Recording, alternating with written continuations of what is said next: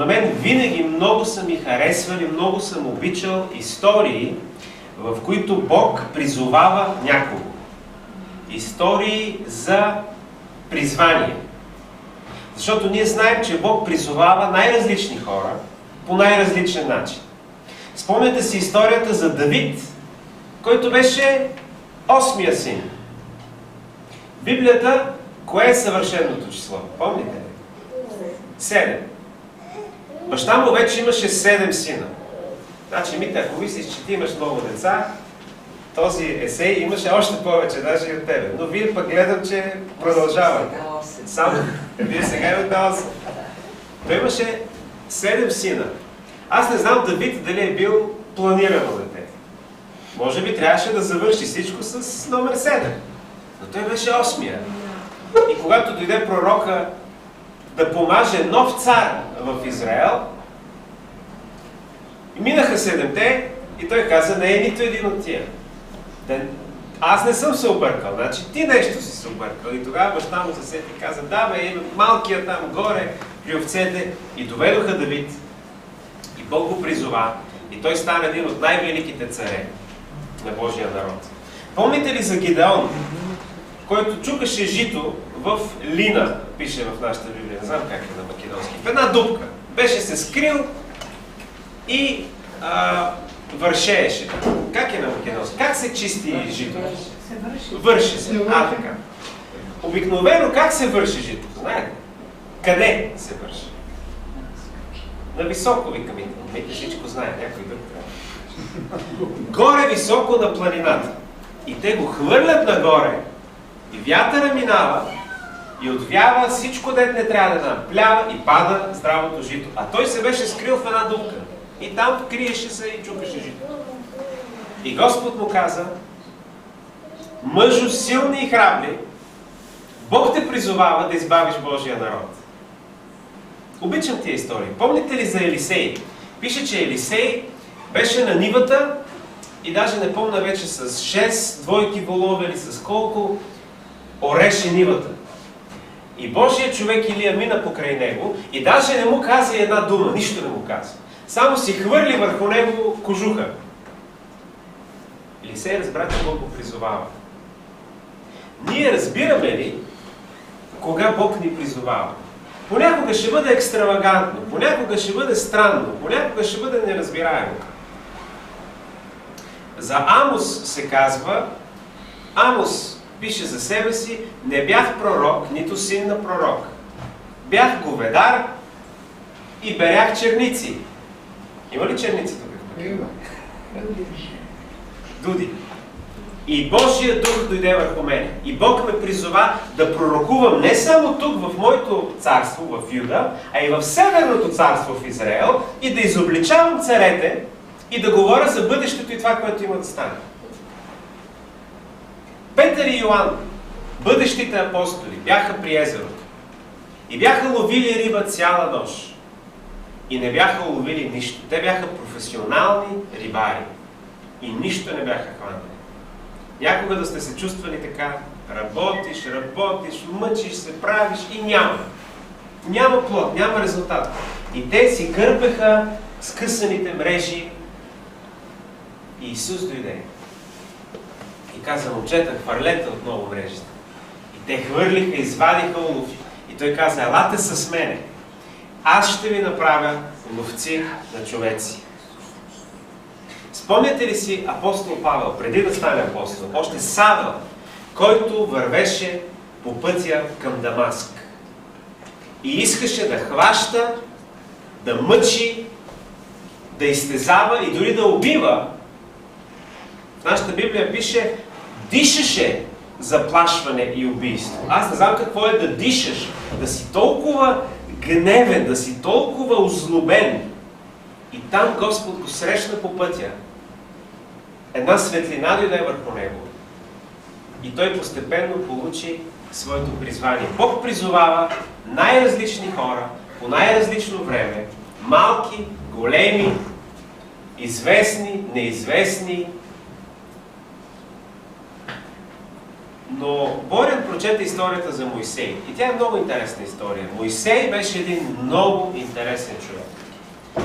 Той беше човек, който се роди с смъртна присъда. Има хора, които някъде там в живота си получават смъртна присъда. Но много рядко е някой да се роди със смъртна присъда. Момисей се роди със смъртна присъда. Понеже той беше евреин, той трябваше да бъде убит, трябваше да бъде хвърлен в реката и да умре, понеже беше момче. Трябваше да бъде хвърлен в реката и да умре. Но Господ го спаси, заведе го в двора на фараона, фараоновата дъщеря го отгледа и ние виждаме, че той имаше нещо специално в него. Имаше някакъв призив, имаше някакво божествено намерение, Бог го беше избрал за някаква специална работа. И затова той не умря. Има един стих, който казва: няма да умра, но ще живея и ще разказвам делата на Господа. Той трябваше да умре, но не умря. И въпреки всичко, живота му не се случи както може би той е очаквал. Той получи най-доброто образование. Аз не знам днес кое е най-доброто образование. Може би е Харвард, може би е Оксфорд, може би е Кембридж, може да се спори. Не, със сигурност не е това, за което би се обажда. Но Моисей получи най-доброто образование в най-великата империя на своето време. Като че ли беше готов вече да свърши Божията работа. И тогава тръгна да прави нещо и всичко се провали, всичко се разсипа, всичко се развали. Тръгна да убива един египтянин, тръгна да избавя Божия народ, защото призванието в неговия живот беше да избавя Божия народ. Обаче не се получи от първия път. Знаете ли, понякога, когато служим на Бога, няма да се получи от първия път. Никой не казва амин, но е истина. Понякога няма да се получи от първия път. Мите знае този урок по-добре от мен. Аз също съм си мислил, че много бързо, много лесно стават нещата. Щом Бог е с нас, няма как да не успеем. Но понякога не става от първия път. Понякога минава дълги години. Понякога минаваме през болка, разочарование, мъка, докато дойде този момент, ключов, важен, в който Господ ни призовава отново. И така Моисей вече беше се провалил, вече нищо не ставаше от него, вече беше забравил, че е много велик, че е много важен, че много е умен, че много е учил, че Господ го е избрал. Всичко това вече беше забравено. Той беше, ние в България викаме, заврян зет. Тук как се казва? Зет, който живее при майката и таткото, домозет, точно така. Той си беше един домозет. Пише, пасеше в нашия тук текст стадото на тъста си. Значи даже нямаше си и свое стадо. Не беше негово. Стадото беше на тъста. И той го пасеше. И вече на 80 години аз мога да си представя какво си е мислил това Моисей. Но там пише нещо много интересно. Че докара стадото зад пустинята и дойде на Божията планина Хорив. Моисей дойде на Божията планина. Ако четеме свещеното писание, ще видим, че много често Бог прави нещо на планината, на високо място. И много често, дори в псалмите, не знам как е на македонски, на български, много псалми от псалмите се наричат песен на възкачването. Как имате на македонски? На изкачуването. Защото в Израел Ерусалим е на по-високо място, а хълма Сион е на най-високото място и храма е на най-високото. И за да може човек да отиде при Бога, той се изкачува. Той отива нагоре, на високо и отива в Божието присъствие. А после слиза надолу и се оттегля от Божието присъствие. Аз вярвам, че ние днес сме се изкачили на планината, на Божията планина. Амин? И ние очакваме Бог нещо да направи. Аз винаги съм си мислил, че Моисей е бил тотално отчаян и се е отказал тотално. Но какво прави той на Божията планина? Защо остави стадото там и се качи на Божията планина? И като се качи Моисей на Божията планина, нещо стана. Когато ние се качим на планината на Божието присъствие, има шанс нещо ново, нещо неочаквано, нещо различно да стане и с нас. И той отиде и видя там, че гори едно нещо, дето така и не го чух аз на македонски, как беше. Много интересно. Гърмушка. Гърмуша. Гърмушка, да. Не знам, да. Гръмуша. Гръмушка. Гръмушка. Тая гръмушка там гореше. Как ли се казва? Гръмушка. Тая гръмушка гореше, но ние викаме храст. Има ли така дума? Така няма. Гръмушка. Гръмушката гореше и не изгаряше. Мойсей каза, нека да видя какво е това нещо. Каква е тая гръмушка, дето гори, обаче не изгаря. Има някакъв огън. Има нещо там интересно. Искам да видя какъв е този огън. И той отиде при огъня. И там Бог му говори и му каза, ти си избран, ще те пратя при фараона да изведеш моя народ, израилевите синове. А Мойсей каза, кой съм аз, че да отида при фараона? И Бог му каза, какво е това в ръката ти? И Мойсей каза, стап. Сега, как се казва на македонски, той е стап, който се овчаря държи? Стап ли е? Има ли друга дума? Има ли друга дума? Тояга. Ние на български викаме гега. Има ли такава дума? Гега. Тояга. Това беше една тояга. На какво беше символ този стап в ръката на Мойсей? Според вас. На Божията сила. Той беше овчар и пасеше стадото на тъста си Йотор. Египтяните уважаваха ли, харесваха ли овчарлъка този занят? Той беше отгледан в Египет, в двора на фараона. Египтяните обичаха ли овчари? Значи, на какво беше символ този стап? Откъде беше тръгнал Мойсей?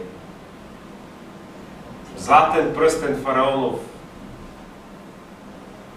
Слава, облечен, всичко хубаво. И сега овчар с един стап. Пише, че египтяните се гнусяха от евреите, защото те бяха овчари. И защото миришеха на овце. И за тях това беше гнусно нещо. Те просто не искаха и ги бяха изпратили в една по-далечна земя, че да са по-далече, че да не им мирише на овце. Според мен този стап беше символ на Мойсеевото падение, на Мойсеевото разочарование, на това, че Мойсей не беше постигнал това, което трябва. Беше тръгнал от големи мечти, големи идеи. И всичко това беше унищожено.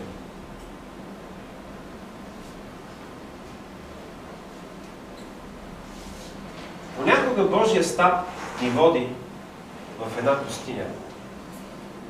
И ние не знаем какво правим там. Защо всичките ни мечти, всичките ни идеи се разбиват? И Бог каза, хвърли го, този стап. Хвърли го. Как да го хвърлиш? А това е последната надежда, последното нещо, за което съм се хванал, с което с този стап така да се подпирам, да изкарам до края на дните си и да си отида при Господа, нали? И Бог каза, хвърли го. Как се казва това, дето човек, ако му е ногата, ако му е нещо ударена, с какво ходи? Бастун. Бастун, ама не, по-медицинското това, което е. Патерица.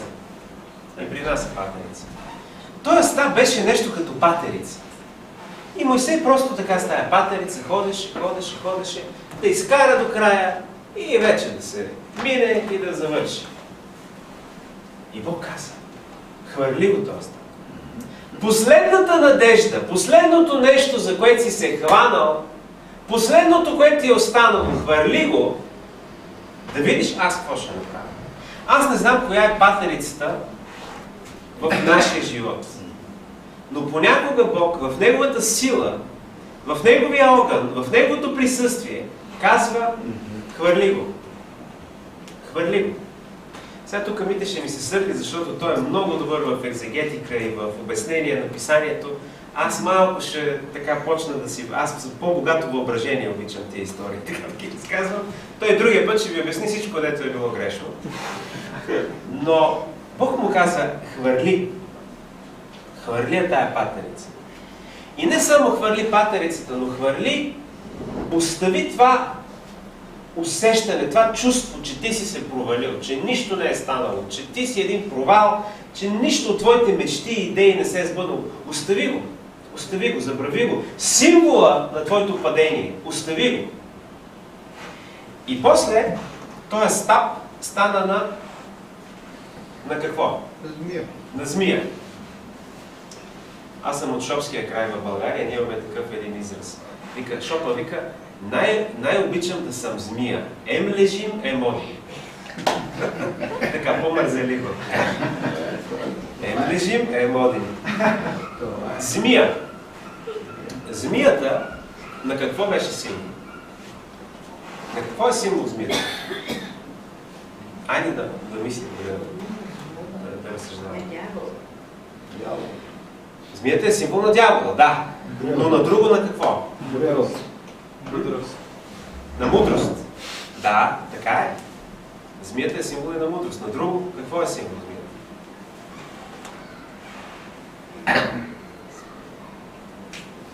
Помните ли фараоните какво имаха на капата отгоре? Една змия, една кобра. В Египет змията беше символ и на царска власт. Те имаха и на стап змия пак. Змията беше символ на мъдрост, власт, сила в това време. Да, и на дявола. Може би също. Ако този стап, който Мойсей трябваше да хвърли, беше символ на неговото сегашност,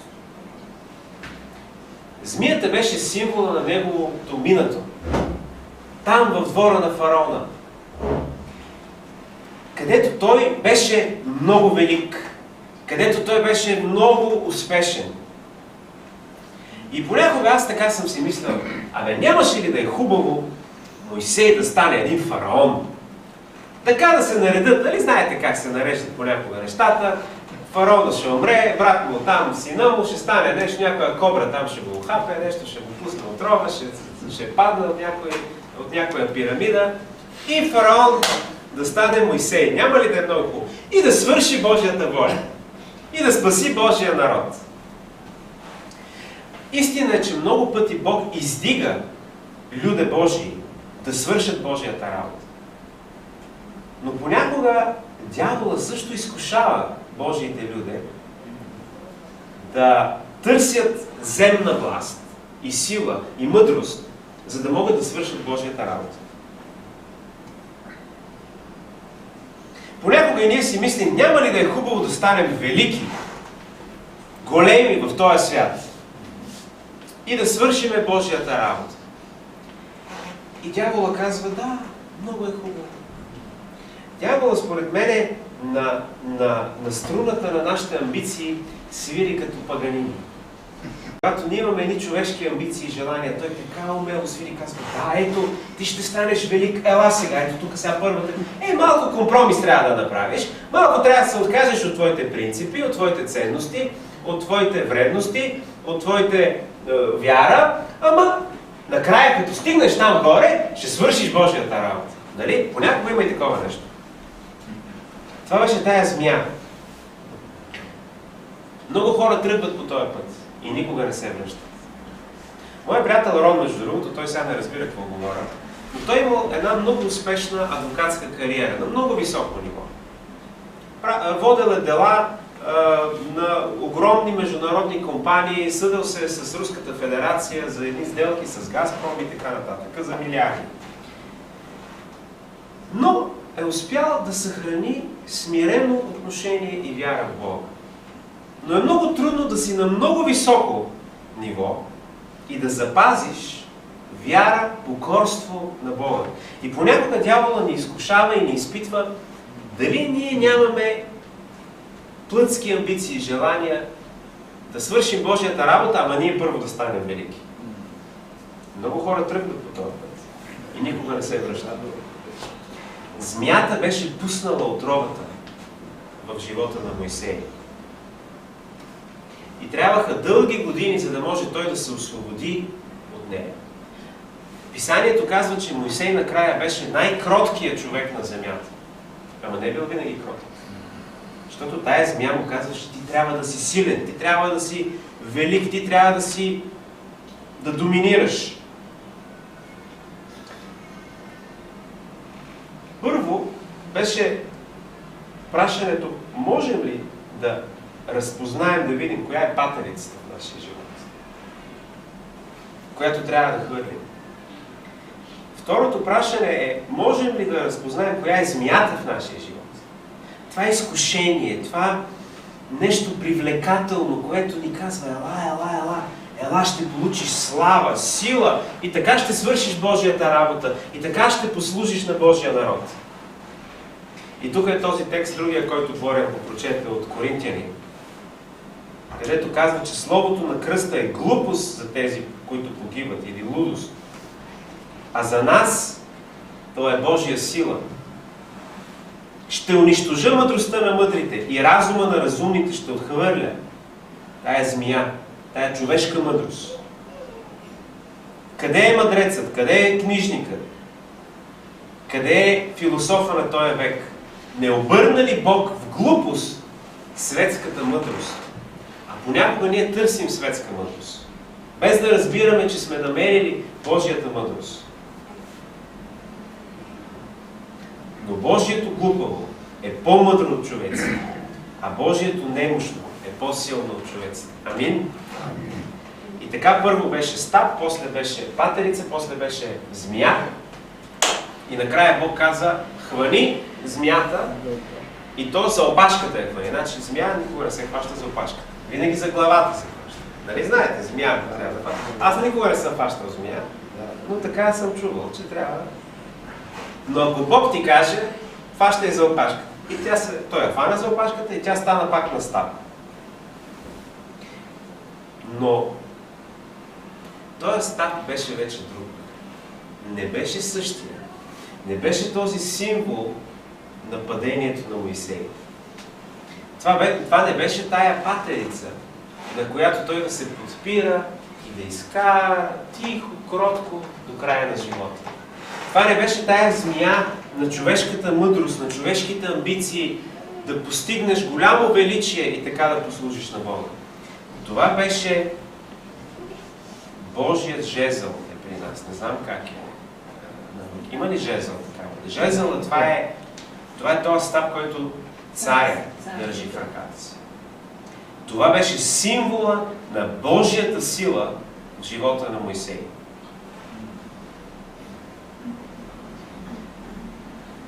И аз вярвам, че Бог ни води да се откажем от патерицата, от разочарованията, да се откажем от изкушенията, които дяволът ще ни предложи, и от човешката мъдрост, и да се хванем здраво за Господа, да се качим на Божията планина, да видим Божия огън и Той да започне да работи в нас. Защото Моисей щеше да си остане един старец, който някак си така с патеричката докретва до края на живота си, ако не беше срещнал Божия огън. Той срещна този огън и Бог запали в него огън. Огън, който не загасна до края на живота му. Огън, който се превърна в стълб от огън, който водеше народа Божий през пустинята и който ги заведе в обещаната земя. Огън, който уби змията. Огън, който премахна патерицата и превърна този стап в Божия жезъл на власт и авторитет, която идва от Бога. Амин.